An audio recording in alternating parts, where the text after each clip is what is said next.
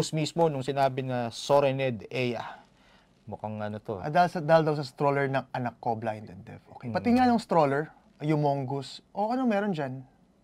Ano naman. Baka daw singitan nila ng kung ano-ano yan, siguro. Well, napaka-imposible naman. Di ba sa labas merong mga may yung scanner alarm yan, o... Yung nakatakip na sale. Oo. Excuse me. So yan. Di ba? Parang naman. Medyo parang nakaka-off itong ginawa nitong manager nito ng hindi naman natin sinasabi yung mismong tindahan ganun, di ba? Ang inaano dito is yung manager nung particular na establishmento na yun, dun sa mall na yun, diba? Siya dapat sipain.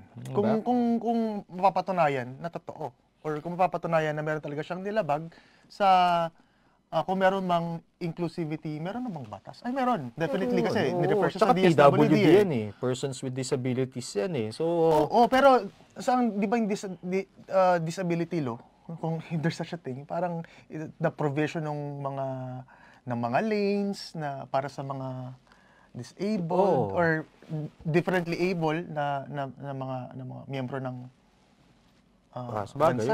Pero ayun, may mga provision, may mga discounts. Pero yung pagsipa siguro, yung para hindi mo papasukin, wag na kayong bumili dito. Hindi kayo pwede siguro dito. Reprimand ang the closest that we can get.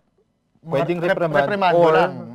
Siguro baka masuspend pa yung manager niya dahil talaga namang ang dating dito is since nakita natin yung itsura ng stroller, siguro iniisip niya na baka mamaya makasagi, makabangga ng that's the best that they can do.